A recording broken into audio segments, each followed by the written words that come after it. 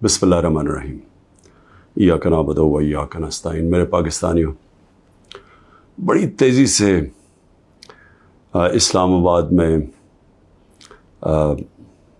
अदालत में मेरा तोशाखाना का केस चल रहा है। हमायूं दिलावर साहब प्रेजाइड कर रहे हैं उसमें,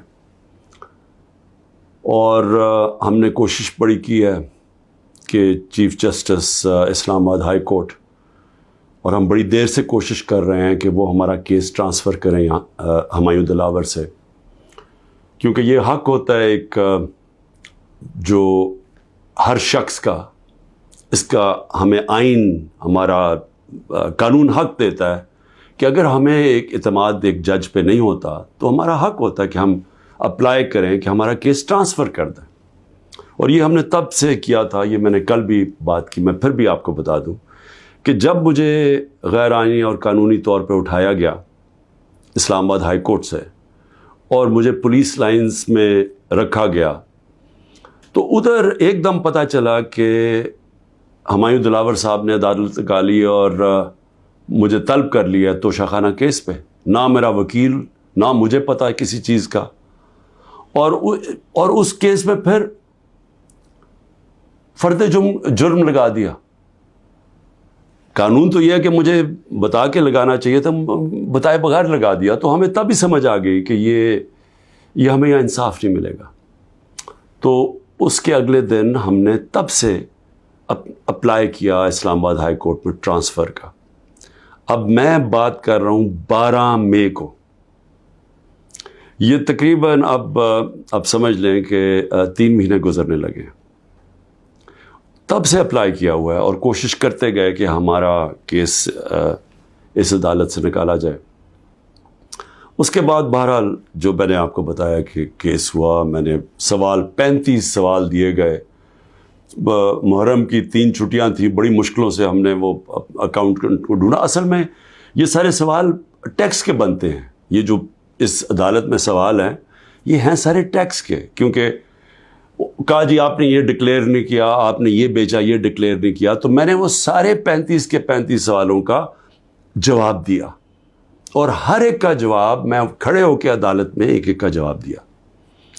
तो वो जो एक जगह, और इन्होंने सरकारी 2 गवाह पेश किए। अब सरकारी गवाह क्या उन्होंने गवाही देनी थी, तो हमने कहा क्योंकि वो जो जवाब हैं उसके लिए मेरे अकाउंटेंट की ज़रूरत है, क्योंकि एक 40 साल से मेरे अकाउंटेंट वही फर्म है।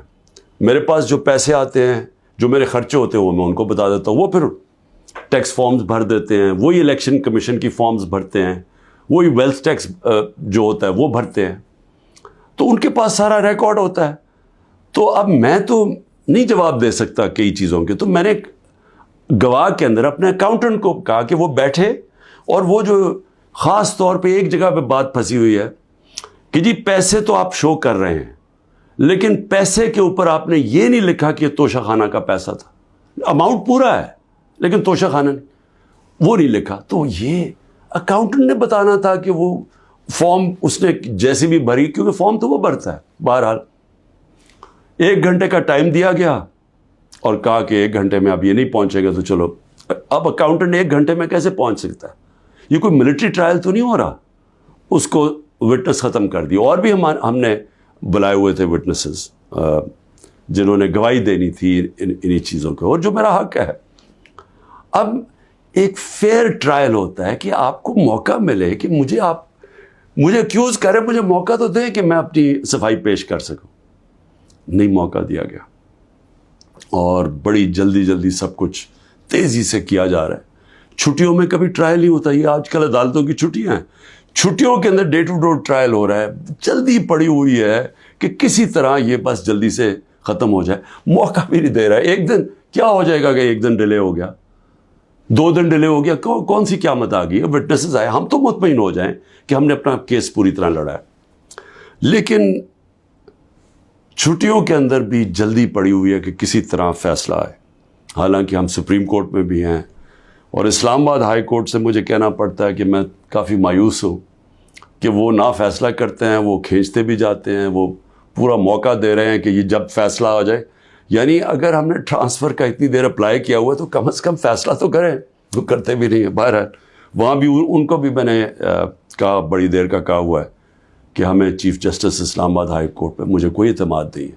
جب مجھے اٹھایا گیا وہاں سے, آپ سوچیں کہ مجھے غیر قانونی اور آئینی طور پہ اٹھایا گیا ان کی عدالت سے, اور انہوں نے اس کو لیگلائز کر دیا.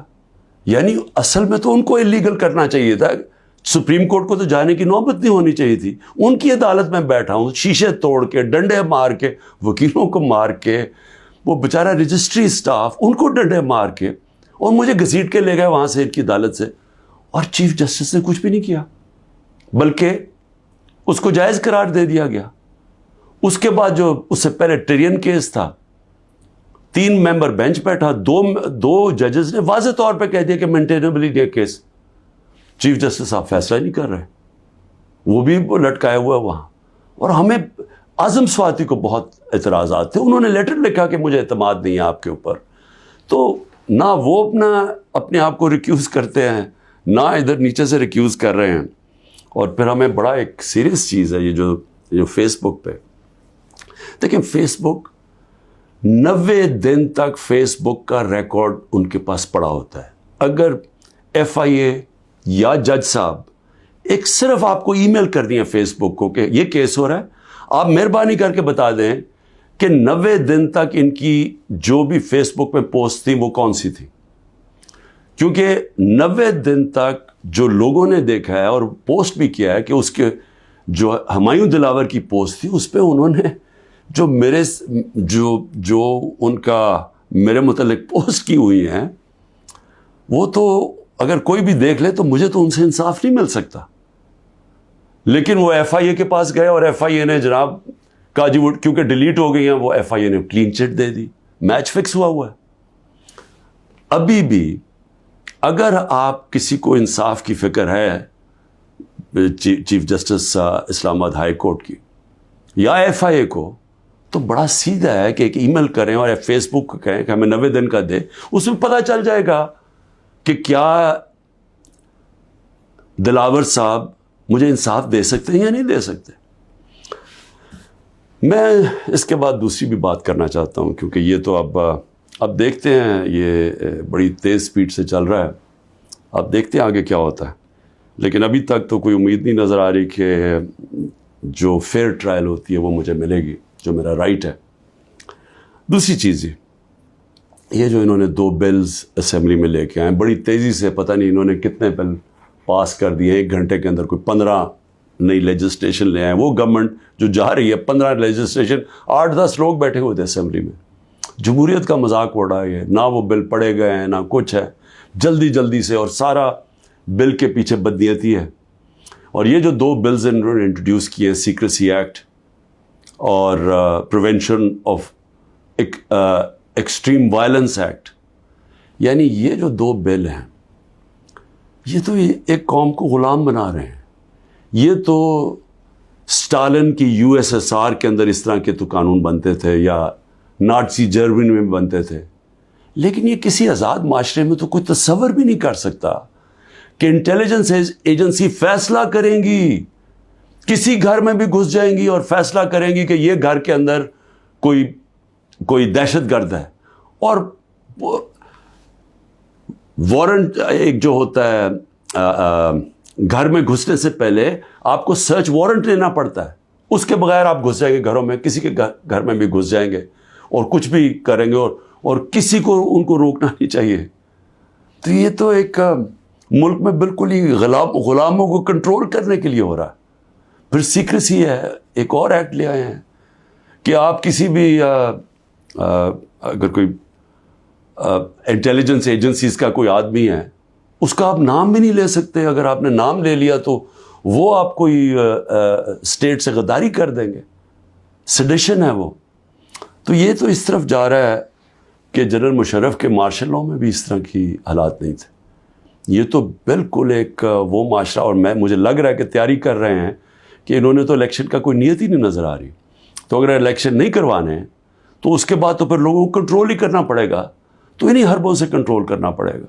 اور مجھے جو خوف آ رہا ہے، میں آخر میں صرف یہ بات کرنا چاہتا ہوں کہ اس وقت جو پختونخوا ہے اس کی ہمیں فکر کرنی چاہیے، کیونکہ ان کی کوئی اپنی الیکٹڈ گورنمنٹ نہیں ہے اس وقت.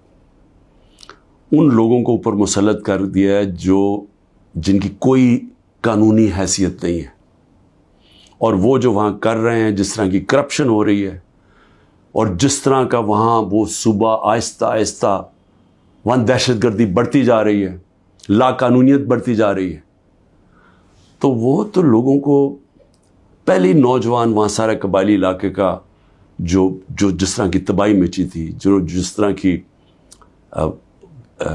قتل و غارت ہوئی ہے قبائلی علاقے میں، ڈرون اٹیک سے، ملٹری آپریشنز، اوپر سے طالبان ایک طرف، وہ دوسری طرف فوج، تو وہ جو لوگوں سے ہوا، جس طرح کی تباہی مچی وہاں، تو وہ تو اسی سے ابھی نکل رہے ہیں. تو اگر یہ اسی طرف چلا گیا پھر سے، تو مجھے تو سمجھ نہیں آ رہی کہ کیا جو اس وقت فیصلے کر رہے ہیں اس ملک کے، کیا ان کو اندازہ ہے کہ نیچے گراؤنڈ کے اوپر کس طرح کا غصہ اٹھ رہا ہے؟ کیا اندازہ ہے کہ جب وہ پولیس لائنز کے اندر جب 100 پولیس والے شہید ہوئے تھے، پتہ ہے نیچے سے کیا آوازیں آ رہی تھیں؟ اور اب جو بجوڑ میں ہوا اس کے اوپر سارے پختونخوا کے اندر کس طرح کا غصہ گیا ہے؟ کیا کسی کو اندازہ ہے کہ یہ کس طرف جا سکتا ہے؟ اور میں اس لیے کہہ رہا ہوں کہ بہت ضروری ہے، ایک ہی طریقہ ہے کہ یہ جو نیچے گراؤنڈ کے اوپر غصہ ہے یہ تب نکلتا ہے جب الیکشنز کرواتے ہیں. الیکشنز میں لوگوں کا غصہ نکل جاتا ہے، اور پھر ایک جب منتخب گورنمنٹ آتی ہے لوگ امید لگا لیتے ہیں، اور ہوتا کیا ہے کہ وہ جو سارا ٹیمپریچر ہے وہ نیچے آ جاتا ہے، اسٹیبلٹی آ جاتی ہے، استحکام آ جاتا ہے ملک میں. تو یہ جو دوسری طرف ابھی کوششیں ہو رہی ہیں، جو لوگ اس ملک میں جن کا جینا مرنا ہے ان کو خوف آنا شروع ہو گیا. جو 12 لاکھ یہاں سے پروفیشنلز چھوڑ کے گئے ہیں اور جا رہے ہیں آج، ہمیں سمجھ آنا چاہیے کہ ان کی امید ختم ہو گئی ہے. یہ سب سے خطرناک چیز ہے کہ ایک معاشرے میں لوگوں کی امید چلی جائے. تو جس طرف ہم جا رہے ہیں یہاں تو کوئی روشنی نہیں نظر آ رہی، اور اگر انہی لوگوں نے بیٹھے رہنا یا اسی طرح پاکستان میں الیکشنز کے بغیر ایک کنٹرولڈ گورنمنٹ چلانی ہے اور لوگوں کو کنٹرول کر کے چلانا ہے. میں یہ اپنے تجربے سے ایک تاریخ کا ایک طالب علم ہوں، میں آپ کو بتانا چاہتا ہوں جو سیاست میں ایک زیرو سے ایک پارٹی آج سب سے بڑی ماشاءاللہ پاکستان کی پارٹی ہے، جو میرا تجربہ ہے عوام کا، میں آپ کو کہنا چاہتا ہوں کہ یہ پاکستان کو ادھر لے کے جا رہے ہیں. جو لوگ سمجھ رہے ہیں کہ وہ ڈنڈے کے زور سے اس ملک کو کنٹرول کر لیں گے، وہ سمجھتے نہیں ہیں، عوام کی سوچ نہیں سمجھتے، نہ وہ تاریخ جانتے ہیں، نہ وہ پولیٹکس سمجھتے ہیں، اور وہ پاکستان کے لیے بہت بڑا خطرناک اندھیرے کی طرف ہم لے کے جا رہے ہیں. پاکستان زندہ باد.